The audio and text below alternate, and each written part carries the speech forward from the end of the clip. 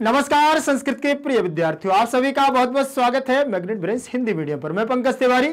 जैसा कि मैंने आपसे वादा किया था कि मैं बहुत जल्द आपको अगला पाठ लेकर के आऊंगा, तो ध्यान रखिएगा। आज हम पढ़ने वाले हैं द्वादशः पाठ।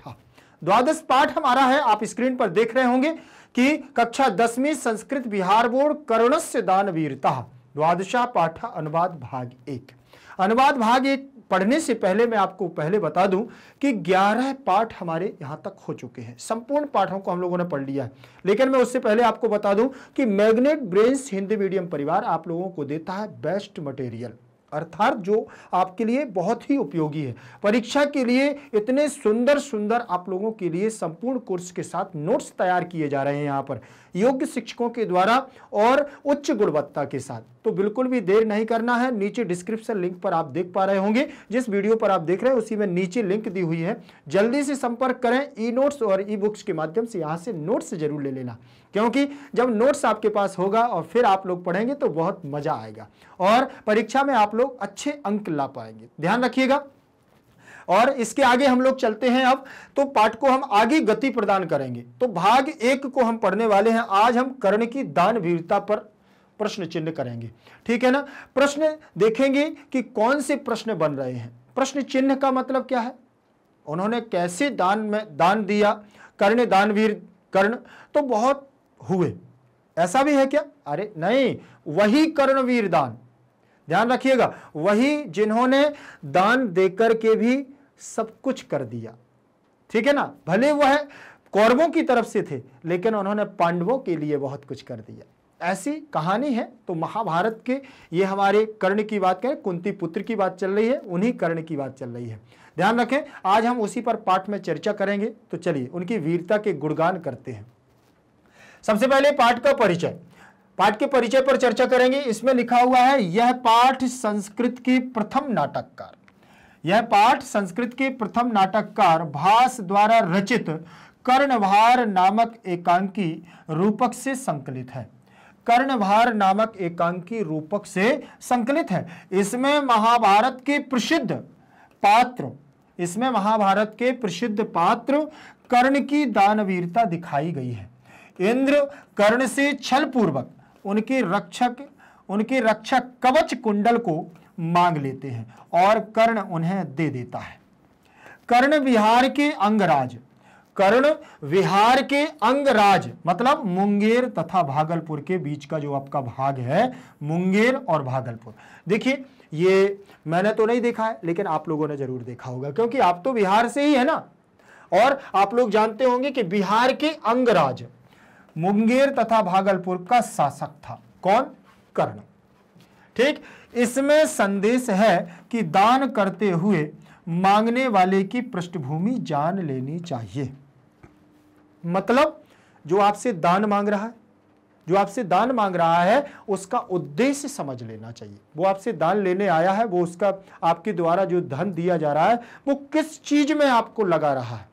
मान के चलिए, बहुत सारे ऐसे लोग होते हैं, पैसा मांगते हैं और जा करके फिर क्या है, वहां ठेका पर बैठ करके उसका दुरुपयोग करते हैं, उसका मदिरा सेवन करते हैं, और उसका क्या है, वो द्यूत क्रीड़ा होती है ना, जुआ आदि खेलते हैं। तो इस प्रकार के व्यक्तियों की पहले पृष्ठभूमि जान लीजिए, वास्तविकता में क्या है।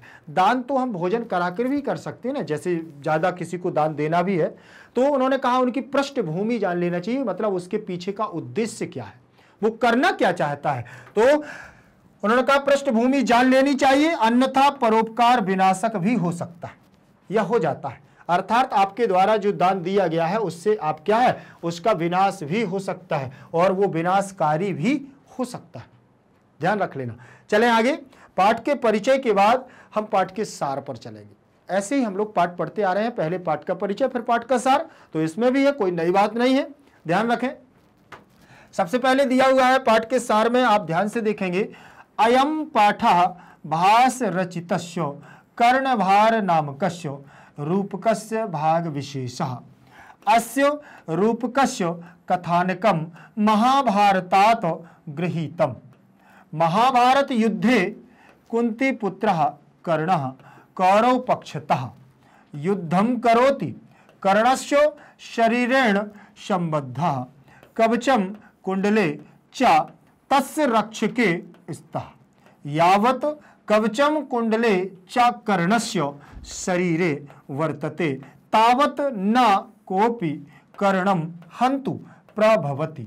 अतएव अर्जुनस्य सहायतार्थम इंद्रः छलपूर्वकं कर्णस्य दानवीरस्य शरीरात् कवचम कुंडले च गृह्णाति। कर्णः समुदम अंगभूतम कवचम कुंडले च ददाति। भाष्यस्य 13 नाटकानि लभ्यन्ते तेषु कर्णभारम अति सरलम अभिनेयम च वर्तते। ठीक, मैंने केवल इसको अभी एक एक शब्द को पढ़ा, एक एक शब्द को पढ़ा है ना, आप भी इसी प्रकार से पढ़ा करिए। ध्यान रखें, ऐसे भी मैं आपको एक साथ पढ़ करके भी बता सकता था कि अयम पाठा भास रचितस्य कर्णभारमस्य रूपकस्य भाग विशेषस्य रूपकस्य कथानकम महाभारतम गृहीतम, लेकिन ऐसे पढ़ने का कोई मतलब नहीं। एक एक शब्द को आपको पढ़ना है। क्या आपसे हो सकता है कोई कठिन शब्द हो ना पढ़ते बने, इसीलिए एक एक शब्द को हमें पहले पढ़ना है। ठीक, चलिए आगे बात करता हूं अब इसके अर्थ पर। देखिए इसमें उन्होंने क्या है, अयम पाठा, यह पाठ भास रचितस्य माने भास के द्वारा, महाकवि भास के द्वारा रचित है। नाटककार है भास, तो उन भास कवि जो नाटककार है उनके द्वारा रचित कर्णभार नामक एक रूपक है, और उस रूपक का एक भाग विशेष है जो ये पाठ है हमारा, कर्णस्य दानवीरता। अस्य रूपकस्य, इस रूपक का कथानक महाभारतात गृहीतम, महाभारत से गृहीत किया गया है। महाभारत के युद्ध में कुंती पुत्र कर्ण कौरव पक्षता युद्धम करोति, कौरव के पक्ष से युद्ध कर रहे थे, कौरवों के पक्ष से युद्ध करते थे। कर्ण से शरीरेण संबद्ध, कर्ण के शरीर से संबंधित कवच कुंडले चा तस्य रक्षके स्था, अर्थात जो कर्ण था वो किसके, कौरव के पक्ष से खेल रहा था, युद्ध कर रहा था, तो कर्ण के लिए, कर्ण को कवच और कुंडल मिले हुए थे, वह कवच और कुंडल तस्य रक्षके स्था, उसकी रक्षा करते थे। यावत कवच कुंडलम च कर्णस्य शरीरे वर्तते, यावत माने जब तक कवच कुंडले, कवच और कुंडल कर्णस्य माने कर्ण के, शरीरे माने शरीर पर, वर्तते माने होंगे, तावत तब तक न कोपी कर्णम हंतु प्रभवति, अर्थात तब तक कोई भी कर्ण को मारने में सक्षम नहीं होता। ध्यान रखिएगा, अतएव अर्जुनस्य, इसीलिए अर्जुन की सहायतार्थम, अर्जुन की सहायता के लिए इंद्र छल पूर्वक कर्णस्य माने कर्ण की, दानवीरस्य माने दानवीर का, कर्ण दानवीर का, शरीरात माने शरीर से, कवचम माने कवच, कुंडले माने और कुंडल, कवच और कुंडल दान की माध्यम से, कर्ण की दान के माध्यम से क्या कर देता है, ग्रहण कर लेता है, ले लेता है। कर्णः समोदम, कर्ण क्या होता है, प्रसन्नता पूर्वक, प्रसन्नता के साथ, समोदम मतलब मोद के साथ, प्रमोद के साथ, प्रसन्नता के साथ, अंगभूतम कवचम कुंडले, अंग पर स्थित, उसके शरीर पर स्थित जो कवच और कुंडल थे, उन कुंडलों को क्या कर देता है, ददाति माने देता है। भासस्य, भास के 13 माने 13 नाटकानि माने नाटकों में, लभ्यन्ते माने प्राप्त होते हैं, अर्थात जो हमारे नाटककार भास हैं इनके 13 नाटक प्राप्त होते हैं। तेसु कर्णभारम, उनमें से क्या है, कर्णभार अति सरलम, बहुत सरल है, अभिनेयम च वर्तते, और उसका अभिनय भी यहाँ पर क्या है, बहुत सुंदर सरल रूप में वर्णन किया गया है। अब यहाँ ये तो आपने इसका अर्थ मोटे तौर से सुना, ध्यान रखें, मोटे मोटे तौर से मैंने इसका अर्थ बताया है, अभी इसमें और कुछ नहीं बताया। अब इसकी व्याकरणात्मक टिप्पणी पर काम करते हैं। व्याकरणात्मक टिप्पणी क्या है, मतलब इसमें कौन सी विभक्तियां लगी हुई हैं, कौन सी संधियां लगी हुई, ध्यान से देखिएगा। देखें, अयम पाठा, यहाँ प्रथमा का एक वचन लगा हुआ है, भास रचितस्य, जैसे रामस्य वैसे ही होगा आपका भास रचितस्य, षष्ठी विभक्ति का एक वचन रूप लगा, जैसे रामस्य वैसे ही भास रचितस्य। कर्णभार नाम कश्य, यहां पर भी आपकी षष्ठी विभक्ति का एक वचन रूप लगा, क्या लगा है यहां, षष्ठी विभक्ति का एक वचन, जैसे रामस्य वैसे ही यहां क्या लिखा है, कर्णभार नाम कश्य। अब मैं आपको बता दूं कि जहां पर आधा सा और या दिख जाए तो वहां आपको षष्ठी ही मानना है। रूपकस्य, यहां पर भी फिर से आधा सा और या आ गया है, तो यहां तीनों में आपकी षष्ठी विभक्ति का एक वचन रूप लगा। ठीक, फिर इसके बाद भाग विशेषा, यह भाग विशेष है, तो यहां विशेषा एक वचन का रूप लगा है, भाग विशेष है। अस्य में फिर षष्ठी विभक्ति, रूपकस्य में फिर षष्ठी विभक्ति लगी हुई है। ध्यान रखें, षष्ठी विभक्ति का एक वचन। कथानकम, कथानक को, तो द्वितीय विभक्ति का एक वचन रूप लगा है। महाभारतात, जैसे आपने देखा होगा पंचमी विभक्ति के एक वचन में बनता है रामात। क्या बनता है? रामात। बालकात, रूप ध्यान रखिएगा, रामात बालकात, तो यहां बनेगा महाभारतात, बन गया है। तो महाभारत से, राम से, ठीक, तो यहां पर भी आपको अर्थ निकलेगा महाभारत से गृहीतम, माने ग्रहण किया गया है। यह जो ग्रहण किया गया, लिया गया है। महाभारत युद्धे, महाभारत युद्धे, यहां पर सप्तमी विभक्ति का एक वचन रूप लगा है। क्या लगा है? यहां सप्तमी विभक्ति का एक वचन रूप लगा है। जैसे बनता है आपका रामे, वैसे ही बनेगा युद्धे। क्या बनेगा? युद्धे बना हुआ है। अब यहां पर युद्धे के आगे जोड़ दीजिए महाभारत, महाभारत युद्धे, हो गया कि नहीं? तो सप्तमी विभक्ति का एक वचन होगा महाभारत के युद्ध में। क्या है? महाभारत के युद्ध में। कुंती पुत्र, क्या दिया है? कुंती पुत्र, कुंती का पुत्र। आपको मालूम होना चाहिए कि जो कुंती पुत्र कर्ण कहलाता है, और इसके कौर पांडव भी, पांचों पुत्र पांडव भी कुंती के हैं, लेकिन कर्ण भी क्या माना जाए? विवाह से पहले। ठीक, ध्यान रखिएगा, कुंती पुत्र कर्ण का जन्म होता है। इसीलिए कई लोगों ने इनको संबोधित करके सभा में, जैसे शिशुपाल वध होता है और उसमें सभा पर्व है ना, तो सभा पर्व में कर्ण को ऐसा भी कहा गया है कि ये नाजायज है। बहुत सारी चीज़ें कही गई हैं, और इनको मान्यता प्राप्त पुत्र भी नहीं है, किसी ने इनको स्थान भी नहीं दिया है। लेकिन अंत में जब कौरवों का और पांडवों का युद्ध चल रहा था, तो अंत में लास्ट में उनको ये जरूर कहा गया था कि कुंती माता ने ये मान लिया था कि ये मेरा पुत्र है, तभी से उनको दानवीर कर्ण की जगह कुंती पुत्र कर्ण कहने लगे। ठीक है ना? तो माता ने स्वीकार कर लिया, मतलब सब ने स्वीकार कर लिया। कर्ण इस बात को लेकर के बहुत खुश हुए थे, और इसीलिए उनको कुंती पुत्र कर्ण कहा जाता है। ध्यान रखिएगा। इसे यहां देखें, प्रथमा का एक वचन लगा हुआ है। ठीक, यहां प्रथमा का एक वचन लगा है, कुंती पुत्र कर्ण, यहां पर भी प्रथमा का एक वचन रूप लगा है। कौरव पक्षतः, कौरवों के पक्ष, कौरवों के पक्ष से, तो कौरव पक्षतः प्रथमा का एक वचन। युद्धम मन युद्ध को, करोति कुरुतः कुर्वन्ति, तो लट लकार प्रथम पुरुष एक वचन का रूप, युद्धम में द्वितीय का एक वचन रूप, कर्णस्य में षष्ठी विभक्ति का एक वचन रूप है, और शरीरेण में तृतीय विभक्ति का एक वचन रूप लगा है। शरीरेण में तृतीय विभक्ति का एक वचन रूप लगा हुआ है। संबद्ध, संबद्ध कवचम, मतलब उनके शरीर से संबंध रखने वाला। कवचम माने कवच, कुंडले माने और कुंडल, कवच और कुंडल, कवच और कुंडल में तस्य रक्षके स्था, उनकी रक्षा थी, उनकी रक्षा स्थित थी। तो कवच और कुंडल में तस्य में षष्ठी विभक्ति का एक वचन, रक्षके, तो रक्षके में भी आपकी सप्तमी का एक वचन। स्तः द्विवचन का रूप लगा है, अस्ति स्तः सन्ति। ठीक, द्विवचन का रूप है। यावत हमारा अव्यय है, अव्यय है। यावत मतलब जब तक। कवचम माने कवच, और कुंडले माने कुंडल। कवच और कुंडल। कर्णस्य माने षष्ठी का एक वचन दिया हुआ है, कर्णस्य माने कर्ण की। शरीरे सप्तमी का एक वचन, शरीर में। षष्ठी का एक वचन, सप्तमी का एक वचन। वर्तते स्थित रहेगा। तावत माने तब तक, ये भी आपका अव्यय दिया हुआ है, जैसे यावत वैसे ही तावत। यावत और तावत, जब तक तब तक। ना माने नहीं, कोपी, यहां कह धन अपि दिया हुआ है। क्या है? कह धन अपि। यहां आपकी विसर्ग संधि हो जाएगी, और विसर्ग संधि के अंतर्गत उत्त संधि होती है, तो विसर्ग के स्थान पर ओ हो जाएगा, और आ आएगा तो अवग्रह के रूप में पी जुड़ जाएगा, तो कोपी बन जाएगा। ध्यान रखोगे? ठीक, तो यहां आपकी विसर्ग संधि हो जाएगी। फिर लिखा है कर्णम में द्वितीय विभक्ति, हंतुम। ठीक, बहुवचनांत पद लगा हुआ है।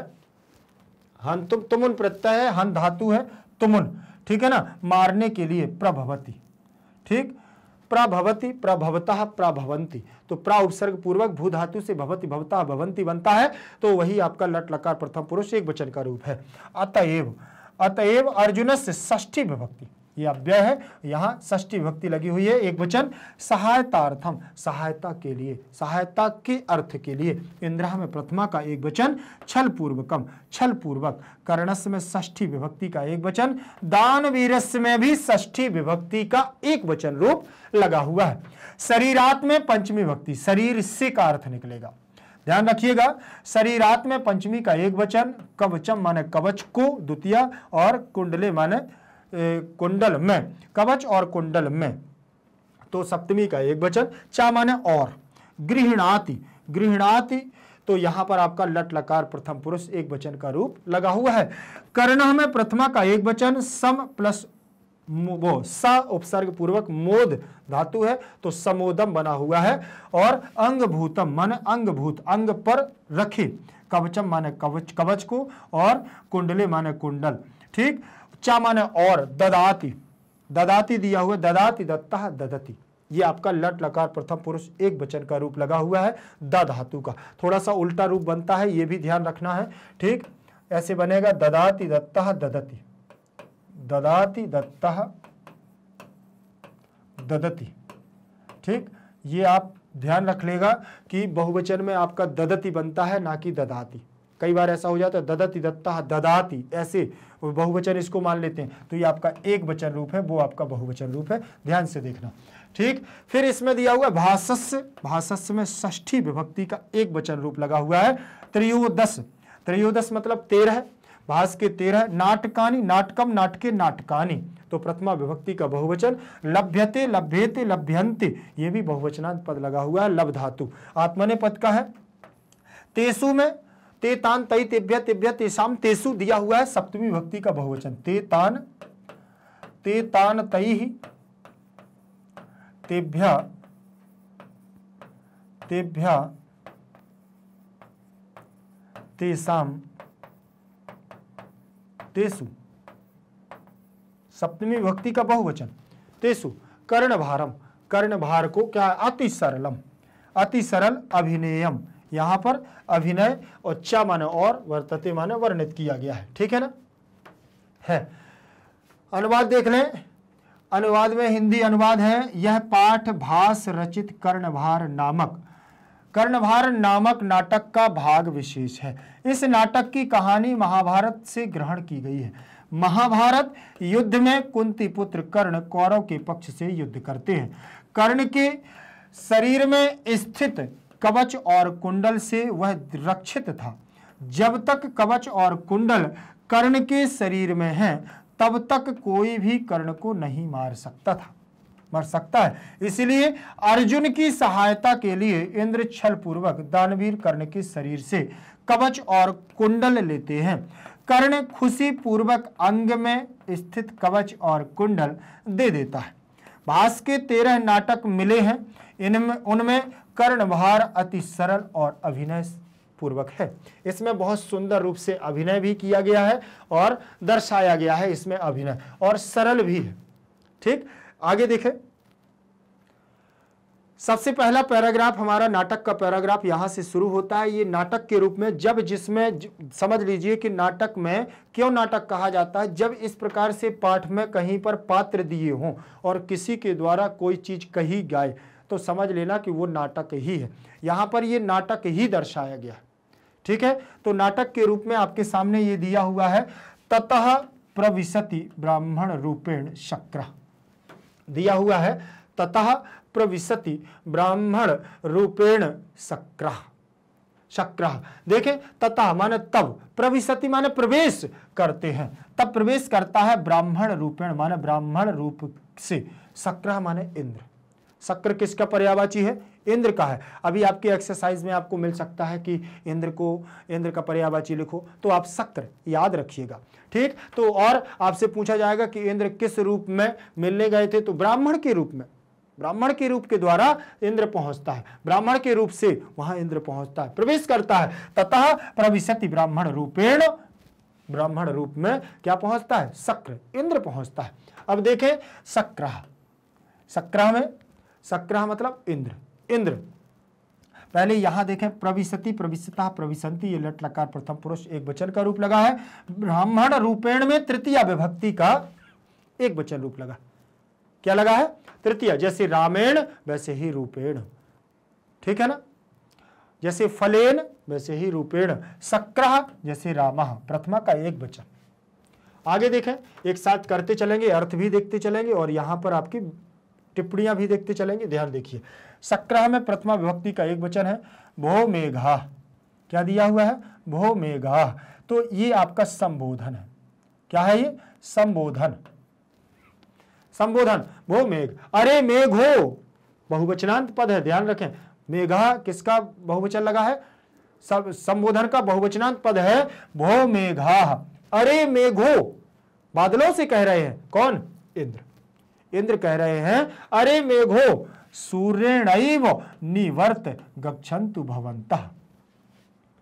सूर्य से कहो, सूर्य, सूर्येण मतलब सूर्य से, एव निवर्त गच्छन्तु भवन्तः, अर्थात सूर्य से कहो कि निवृत्त होकर के गच्छन्तु भवन्तः, जाइए। कर्णम उपगम्य, और कर्ण के समीप जाकर के, भो कर्ण, अरे कर्ण, महत्तराम भिक्षाम याचे, और मुझे क्या है? भिक्षा माने भिक्षा को दो, भिक्षाम याचना, भिक्षा करने की, भिक्षा मांगने के लिए वहां पर पहुंचते। देखें, भो मेघा प्रथमा विभक्ति का बहुवचन, और भो माने होता है अरे। किससे कहते हैं? बादलों से कहते हैं। सूर्येण प्लस एव बराबर सूर्येणैव, तो वृद्धि संधि भी है और तृतीया का एक वचन भी है, सूर्येण प्लस एव। तो आप देखें, इसमें सूर्येण में तृतीया का एक वचन लगा है, और यहां से आप आ ले लेंगे और यहां से ए ले लेंगे, तो दोनों को मिलाएंगे तो आई बन जाएगा, और आई बन जाएगा तो अणा पर क्या हो जाएगा? आपके सूर्येण का जो अणा है, इस पर दो मात्राएं लग जाएंगी और आपका वा जुड़ जाएगा, सूर्येणैव बन जाएगा। सूर्य के द्वारा ही निवृत्त होकर के या शांत होकर के मेघो क्या करो? सूर्य का प्रकाश चला जाएगा, गच्छन्तु भवन्तः, सब जाओ। तब कर्णम उपगम्य, उपगम्य का मतलब जाकर के, समीप जाकर के, कर्ण के समीप जाकर के, भो कर्ण, अरे कर्ण, अरे कर्ण। अब कर्ण से संबोधन किया, यह भी संबोधन आपका एक वचन का रूप है। महत्तराम भिक्षाम याचे, महत्तराम, महान, महत्तराम का देखिए यहां पर महान भी हो जाएगा और बड़ी भी हो जाएगी, और याचना करते हैं भिक्षा की, भिक्षा को मांगते हैं, कर्णः। ठीक, अब कर्णः में प्रथमा विभक्ति का एक वचन लगा हुआ है, भिक्षाम में भी द्वितीय विभक्ति का रूप लगा हुआ है, और महत्तराम में भी द्वितीय विभक्ति का एक वचन लगा हुआ है। ठीक, क्यों लगा है? देखिए, यहां भिक्षा के रूप चलेंगे रमा के समान, रमा रमाम रमया रमायै, भिक्षा भिक्षाम भिक्षया भिक्षायै चलेंगे, वैसे महत्तरा के रूप, महत्तराम द्वितीय विभक्ति। कर्ण कहता है, दृढ़म प्रीतोस्मि भगवान, अर्थात प्रेम पूर्वक उनको क्या है? प्रणाम करता है। कर्णो भवन्तम हमेश नमस्करोमि, और क्या है? प्रेम पूर्वक से भगवान उनको भी संबोधित करते हुए कहता है, कर्णो, कर्णः भवन्तम हमेश नमस्करोमि, और भगवान ब्राह्मण वेश, अर्थात आपको नमस्करोमि, मैं नमस्कार करता हूं। भवन्तम महमेश नमस्करोमि, मैं क्या करता हूं? अहम एस नमस्करोमि, मैं आपको क्या करता हूं? नमस्कार करता हूं। यहां प्रीतः प्लस अस्मि, तो प्रीतोस्मि, प्रेम पूर्वक, ठीक है ना। दृढ़म में द्वितीय विभक्ति, प्रीतोस्मि में आपकी कौन सी संधि लग गई है? प्रीतः प्लस अस्मि, प्रीतोस्मि बन जाएगा, तो यहां आपकी विसर्ग संधि हो गई। देखो, विसर्ग ये बन गया, प्रीतः की जगह प्रीतो, और आ जाएगा ऐसे अवग्रह के रूप में, प्रीतोस्मि बन जाएगा भगवन। यहां पर भी आपका संबोधन लगा है।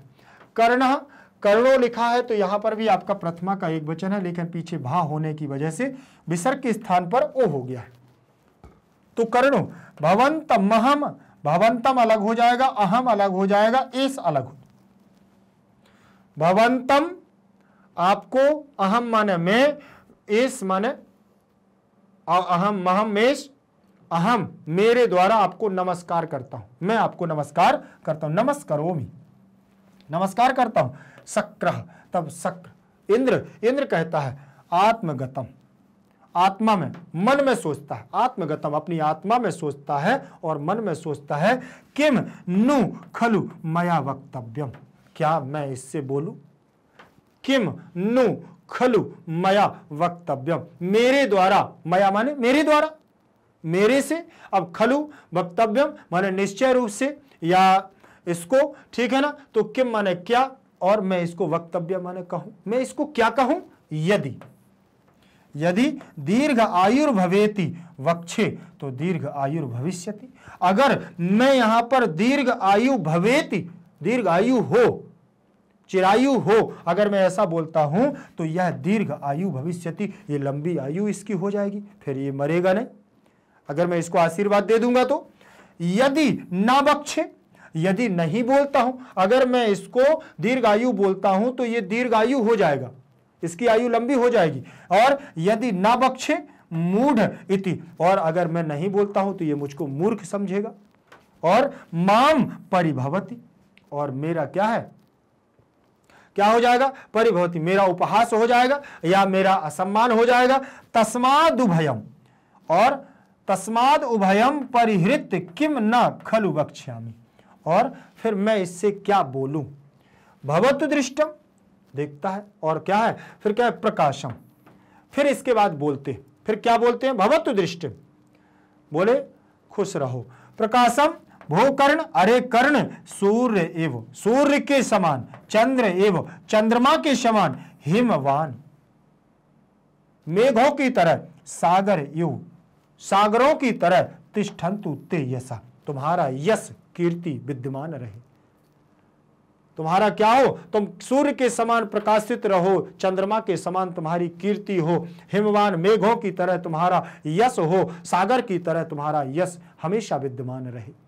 इस प्रकार का कौन देता है आशीर्वाद, शक्र, इंद्र। क्यों, अब यहां पर दीर्घायु नहीं दे सकते हैं, क्योंकि आपने पाठ के सार में देखा है कि छल से वो तो क्या है, कवच और कुंडल लेने आए, मतलब ये तो स्पष्ट हो गया है कि अब वो क्या है, यहां पर किसके लिए आए हैं, उसके कवच कुंडल ले जाएंगे तो उनको मरवाने के लिए आए हैं कर्ण को, ठीक। लेकिन अब दीर्घायु का अगर आशीर्वाद दे देंगे तो फिर वो मरेगा ही नहीं, इसीलिए आप सोच रहे हैं कि दीर्घायु कैसे दे दूं, दीर्घायु का वरदान कैसे दे दूं। तब यहां पर सोचते सोचते अब वो क्या करते हैं, आगे चलते हैं, ठीक। आत्मगतम यहां तक हो गया। किम न खलु मया में तृतीय विभक्ति का एक वचन रूप लगा, अहम माम मया, क्या लगा हुआ है, अहम माम, अस्मत् का रूप है, ध्यान रखिए, मया, तृतीय विभक्ति का एक वचन रूप लगा हुआ है, क्या लगा है, तृतीय विभक्ति का एक वचन रूप है। वक्तव्यम में यहां वच धातु लगी हुई है, तप्यत प्रत्यय लगा हुआ है, ठीक। यहां पर यदि दीर्घ आयुर भवेति, तो दीर्घ आयु का यहां पर जब उन्होंने कहा तो दीर्घ प्लस आयु क्या हो जाएगा, दीर्घ प्लस आयु, दीर्घ प्लस आयु, तो दीर्घ में यहां का आ हो जाएगा और यहां का आ हो जाएगा, दोनों मिलेंगे, बड़ा आ हो जाएगा, तो दीर्घायु क्या बनेगा, दीर्घ आयु, दीर्घायु, दीर्घ संधि हो गई। और पीछे विसर्ग लगा हुआ है तो भवेति, भा है तो विसर्ग के स्थान पर क्या हो जाएगा, यहाँ रा, यहाँ विसर्ग है तो रा हो जाएगा, तो ऊपर रा चला जाएगा, तो दीर्घ आयु भवेति, बोले दीर्घ आयु होने का भी आशीर्वाद नहीं दे सकता हूं। वक्षे माने बोले दीर्घायु भविष्यति, अब यहां पर भी देखें तो यहां दीर्घ संधि है, भविष्यति, भविष्यता, भविष्यन्ति, तो ये भी आपका लिट लकार भविष्य काल का प्रथम पुरुष का एक वचन रूप लगा हुआ है भू धातु से। यदि ना बक्षे, ठीक, बोलने के लिए, मूढ़ा माने मूर्ख, इति माम, अहम माम, अहम माम द्वितीय विभक्ति का एक वचन अस्मत् का रूप लगा हुआ है। फिर परिभवति, परिभवतः, परिभवन्ति, तो यहां पर भी लट लकार प्रथम पुरुष एक वचन का रूप लगा है। तस्माद् उभयम, तस्मात् प्लस उभयम, तो दोनों परिहृत, दोनों का वो हो जाएगा। तस्मात् में यहां पर लगा हुआ है पंचमी का एक, तस्मात् प्लस उभयम, तो व्यंजन संधि यहां पर हो जाएगी, क्या हो जाएगी, व्यंजन संधि होगी, तस्मात् प्लस उभयम, ध्यान रखें। तस्मात् में देखें यहां पर क्या दिया हुआ है, तस्मात् प्लस उभयम दिया हुआ है, तो यहां पर ता के स्थान पर दा हो जाएगा। तस्मात क्या हो गया? तस्मात की जगह तस्माद, तस्माद और उभयम का उ आ जाएगा, यहां जुड़ जाएगा। तस्माद उभयम क्या हो गया? तस्माद उभयम। तो यहां व्यंजन संधि हो जाएगी, ध्यान रखिएगा, जसत्व संधि। परि उपसर्ग पूर्वक हिरी धातु से परिहृत किम न खलु वक्ष्यामि, वक्ष्यामि वक्ष्यावह वक्ष्यामा, तो उत्तम पुरुष एक वचन का रूप लगा हुआ है। भवतु भवताम भवंतु, ये भी आपका कहां का लगा हुआ है? तूतामंतु, ठीक, प्रथम पुरुष एक वचन का रूप है। दृष्टम, दृष्टा दृष्ट धातु से बना है। प्रकाशम, भोकर्ण संबोधन लगा है। यु आपका क्या है? समान, यु अव्यय है, सूर्य के समान, चंद्रमा के समान। हिमवान, यहां पर आपका सानच प्रत्यय लगा हुआ, हिम प्लस सानच, तो यहां सानच में आन बचेगा, आन का वान हो जाएगा, ध्यान रखिएगा। इव सागर यु तिष्ठतु तिष्ठतः तिष्ठन्तु, ठीक, ते सहतौते, ये भी बहुवचनात्मक, यशः में प्रथमा का एक वचन रूप लगा हुआ है। देखें जरा ध्यान से अर्थ को। इसके बाद प्रवेश करता है ब्राह्मण रूप में इंद्र, इसके बाद ब्राह्मण रूप में प्रवेश करता है कौन? इंद्र प्रवेश करता है। तब इंद्र, अरे मेघो, अरे मेघो, सूर्य से कहो आप जाओ, निवृत्त होकर के जाएं कर्ण के समीप जाकर। अब कर्ण के समीप जाकर के बहुत बड़ी भिक्षा मांग रहा हूं। अब वो कह रहे हैं मैं कर्ण के समीप जा रहा हूं, कर्ण के समीप जाकर के मैं बहुत बड़ी भिक्षा मांग रहा हूं, अरे सूर्य से कहो आप जाओ। तो कर्ण, मैं खूब प्रसन्न हूं, कर्ण कहता है मैं खूब प्रसन्न हूं, कर्ण आपको प्रणाम करता है, मैं बहुत प्रसन्न हूं, कर्ण आपको क्या करता है? भवंतम, भगवन, वो कहता है ना भवन भगवन, अहम मेष नमस्करोमि, अहमेश नमस्करोमि, मैं आपको नमस्कार करता हूं। इंद्र कहता है मन में सोचता है क्या इस व्यक्ति के लिए बोला जाए, इस व्यक्ति के लिए अब क्या बोला जाए जब उसने प्रणाम करने की बात कही। यदि दीर्घायु हो बोलता हूं तो दीर्घायु हो जाएगा, यदि ऐसा नहीं बोलता हूं तो मुझको मूर्ख समझेगा। मूढ़ लिखा था ना, मूढ़, मूढ़ मतलब मूर्ख, अगर नहीं बोलता हूं तो मूर्ख समझेगा। इसलिए दोनों को छोड़ करके क्यों ना ऐसा बोलूं कि आप प्रसन्न हो, क्यों ना दोनों को छोड़ करके बोलूं कि आप प्रसन्न हो, खुल करके ओ कर्ण, खुल करके बोलते हैं ओ कर्ण, अरे कर्ण, सूर्य की तरह, चंद्रमा की तरह, हिमालय की तरह और समुद्र की तरह तुम्हारा यश कायम रहे, यश विद्यमान रहे। अरे कर्ण, मैं तुम क्या है? हमेशा प्रसन्न रहो। इस प्रकार का आशीर्वाद कौन दे रहा है? कर्ण दे रहे हैं, वो सॉरी इंद्र दे रहे हैं, ठीक। अब कर्ण क्या बोलता है, ध्यान से देखिएगा, कर्ण क्या बोल रहे हैं? कर्ण कह रहे हैं, कर्ण प्रथमा का एक वचन भगवन, संबोधन यहां लगा हुआ है। संबोधन में उन्होंने कहा भगवन किम न वक्तव्यम दीर्घ आयुर्भवेति, क्या नहीं बोल सकते, क्या आप ऐसा आशीर्वाद नहीं दे सकते कि दीर्घायु भवेति, दीर्घायु हो, क्या ऐसा नहीं बोल सकते? अथवा एतदेव शोभनम कुतः, या यह सब यह ठीक नहीं है, एतदेव यही ठीक है, एतदेव शोभनम बोले क्यों? खुश रहो यही ठीक है, क्या ये नहीं दे सकते हैं दीर्घायु भवेयु, क्या यही ठीक है? कुतः बोले क्योंकि, कुतः मतलब क्योंकि। अब देखना यहां पर दीर्घायु भवेति, यहां पर भी फिर भी एति एताम एति, ठीक। यहां पर देखें, यहां ये बना हुआ है लट लकार प्रथम पुरुष एक वचन, और दीर्घायु में दीर्घ संधि, वक्तव्यम में वच धातु तब्यत प्रत्यय, किम माने क्या, और भगवन में आपका संबोधन लगा है, एतत प्लस एव दिया हुआ है तो एतदेव, तो वहां व्यंजन संधि हो गई। फिर यहां कुतः माने क्योंकि, कुतः का मतलब हो जाएगा क्योंकि। अब यहां पर उन्होंने देखिए, उन्होंने अब वो श्लोक के माध्यम से किसको? इंद्र को समझा रहे हैं। कौन बता रहे हैं या समझा रहे हैं, आप कुछ भी समझ सकते हैं, ठीक। उन्होंने कहा कि धर्मो ही यतई पुरुषेण साध्यो भुजंग जिह्वा चपला नृपश्रियः, ध्यान रखें, और तस्मात् प्रजापालनम तस्मात् प्रजापालन मात्र बुद्धया हतेषु देहेषु गुणा धरन्ते, श्लोक के माध्यम से उन्होंने दिया है। पहले आराम से इसको देखिएगा एक बार कि धर्मो ही यतै पुरुषेण साध्यो भुजंग जिह्वा चपला नृपश्रिया तस्मात् प्रजा पालन मात्र बुद्धया हते सुदेहे सुगुणा धरन्ते। अब देखना यहां पर उन्होंने क्या, धर्मो ही यतै ही पुरुषेण, धर्म की रक्षा के लिए, धर्म की रक्षा के लिए पुरुष के द्वारा साध्यो, साधा जाता है। हर अर्थात धर्म ही पुरुष के द्वारा हमेशा साधा जाता है। धर्म की रक्षा के लिए हमें क्या है, धर्म ही करना चाहिए। इस धर्म के लिए हमें क्या है, हमेशा पुरुष को रक्षित रहना चाहिए। भुजंग जिह्वा चपला नृप श्रिया, बोले अर्थात जो राजा होता है, नृप श्रिया, राजा का यश होता है, राजा का जो पद होता है वह कैसा होता है, भुजंग जिह्वा चपला, अर्थात सर्प की जीभ की भांति चंचल होता है। अर्थात उनका भाव है, वो कहते हैं कि तस्मात् प्रजा पालनम, जिस प्रकार से प्रजा का पालन करने में मात्र बुद्धया, मात्र बुद्धि से हतेषु देहेषु गुणा धरन्ते, अर्थात जो राजा होता है उसका जीना मरना, हतेषु देहेषु, अपने शरीर का त्याग, जीना मरना, सारे गुण उसके अंदर बुद्धिमान होते हैं, वही प्रजा का रक्षक होता है, वही प्रजा का पालक होता है।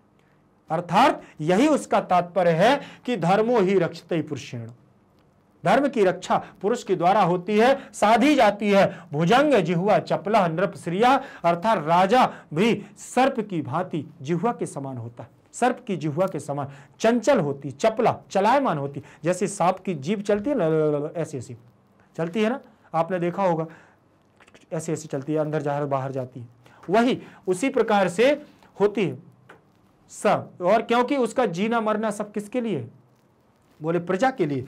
भगवान किम इच्छसि किम महम ददामि, भगवान किम इच्छसि, क्या इच्छा है, क्या अहम माने मैं, ददामि क्या मैं आपको दूं, क्या मैं दूं, ददामि, तदामि ददमः, ददामि उत्तम पुरुष एक वचन का रूप लगा हुआ है। ठीक, यहां पर देखें धर्मो धर्मः, प्रथमा का एक वचन लगा हुआ है, ही माने निश्चय, यतहि में तृतीय विभक्ति का बहुवचन रूप लगा है, यतहि, पुरुषेण में तृतीय का एक वचन रूप लगा है, पुरुषेण, तृतीय विभक्ति का एक वचन, साध्या प्रथमा का एक वचन, ध्यान रखिएगा। भुजंग जिह्वा चपला में प्रथमा का एक वचन, नृप श्रिया अर्थात यश, तो यहां पर भी राजा के यश, श्रिया श्री के लिए, तो प्रथमा का एक वचन। तस्मात् में पंचमी विभक्ति लगी हुई है, प्रजा पालन मात्र बुद्धया, अत्र बुद्धया, बुद्धि बुद्धिम बुद्धया, तृतीय विभक्ति का एक वचन लगा है। अगर पूरे में देखा जाए तो तृतीय का एक वचन है, अगर यहां देखा जाए तो तस्मात् में पंचमी विभक्ति का एक वचन लगा। हतेषु में सप्तमी विभक्ति का बहुवचन रूप लगा, ध्यान रखिएगा। देहेषु सप्तमी विभक्ति का बहुवचन रूप लगा। गुणा में प्रथमा का एक वचन और धरन्ते बहुवचनांत पद लगा हुआ है। यहां भगवान में फिर संबोधन कह रहे हैं, और किम माने क्या, और एक छसी मध्यम पुरुष एक वचन का रूप लगा हुआ है, एक छसी, एक छथा, एक छत। फिर किम अहम ददामि, उत्तम पुरुष एक वचन का, क्या मैं आपको दूं। ठीक, यहां पर देख लीजिए, आगे चले इसका भावार्थ देखें क्या कह रहे हैं। कर्ण कहता है क्या दीर्घ आयु हो ऐसा नहीं बोलना चाहिए, एत एताम एयु भवेति। ठीक, क्या मैं दीर्घ आयु हूं ऐसा नहीं बोलना चाहिए, या अथवा यही ठीक है। क्योंकि, बोले क्योंकि व्यक्ति को धर्म की रक्षा अवश्य करनी चाहिए, क्योंकि व्यक्ति को धर्म की रक्षा अवश्य करनी चाहिए, क्योंकि राजा का ऐश्वर्य सांप की जीभ की तरह चंचल होता है। राजा का ऐश्वर्य होता है, जो राजा का यश होता है, वो सांप की जीभ की तरह होता है। इसलिए प्रजा पालन करने वाले राजा प्राण देकर के भी प्रजा की रक्षा करते हैं। प्रजा पालन करने वाले राजा प्राण देकर के भी प्रजा की रक्षा करते हैं तथा यश धारण करते हैं। अतः कर्ण के कहने का भाव क्या है, देखें भाव यह है कि राजा अपने सुख के लिए नहीं जीते, राजा अपने सुख के लिए नहीं जीते हैं, प्रजा की रक्षा करने के लिए देह धारण करते हैं। धन या ऐश्वर्य तो आते जाते रहते हैं, धन या ऐश्वर्य तो आते जाते रहते हैं, किंतु यश तथा सुकर्म चिरकाल तक कायम रहते हैं। यश तथा अच्छे कर्म, सुकर्म का मतलब अच्छे कर्म क्या रहते हैं, कायम रहते हैं, चिरकाल तक, बहुत समय तक वह जीवित रहते हैं। भगवान आप क्या चाहते हैं, मैं आपको क्या दूं। भगवान क्यों ब्राह्मण के रूप में आए हुए हैं इंद्र, ध्यान रखिएगा। और कर्ण उनसे कहते हैं भगवान आप क्या चाहते हो, आप मुझसे बताएं, मैं आपको क्या दे सकता हूं या क्या दूं। ध्यान रखें, आगे चलें। चलिए, ये क्लास हमारी भाग 1 की यहीं तक रहेगी। बहुत जल्द मैं अगला भाग इसका लेकर के आऊंगा। ध्यान रखिएगा, कर्णवीर की दानवीरता के बारे में हम चर्चा कर रहे हैं और अच्छे से हम इसका दूसरा भाग फिर से आपके सामने लेकर के आएंगे, इसके आगे की कहानी। लेकिन उससे पहले मैं आपको बता दूं कि आप लोग किसी भी माध्यम से हो, चाहे आपका CBSE इंग्लिश मीडियम हो, चाहे आप CBSE हिंदी मीडियम से हो, ठीक, आप यूपी बोर्ड से हैं, बिहार बोर्ड से हैं, MP बोर्ड से हैं, कहीं से भी आप संबंधित हो, बिल्कुल भी आपको चिंता करने की जरूरत नहीं है, क्योंकि भारत का एकमात्र ऐसा प्लेटफॉर्म जो आप लोगों को देता है 100% फ्री एजुकेशन, अर्थात निःशुल्क शिक्षा। आपसे कोई भी रुपया पैसा नहीं लिया जाता है, इस बात का ध्यान रखिएगा, क्योंकि मैग्नेट ब्रेन्स परिवार आप लोगों को देता है बेस्ट क्वालिटी एजुकेशन। अर्थात आप समझ सकते हैं कि उच्च गुणवत्ता के साथ योग्य शिक्षकों के द्वारा आपको यहां पर शिक्षा दी जाती है। और आप लोग भी ये जानते हैं कि आप लोगों से कुछ भी नहीं लिया जाता है, बस एक ही हम लोगों का स्वार्थ है कि आप लोगों का भविष्य उज्जवल हो और आपके अंक अच्छे से आएं। बस इसी उद्देश्य के साथ हम लोग इस सेवा में लगे हुए हैं। ध्यान रखिएगा, तो आप लोगों को बिल्कुल भी कोई भी चिंता नहीं करना है। आप लोग तो मस्ती के साथ पढ़िएगा, जब आपका मन करे अच्छे से पढ़ते रहिएगा, और यही हमारी शुभकामनाएं हैं कि आप लोग अपने उज्जवल भविष्य के साथ अच्छे से अंक प्राप्त करते। तो मैं आपको बस इतना कहूंगा कि आपकी बोर्ड परीक्षा है, और बोर्ड परीक्षा हमारा प्रथम पायदान होता है।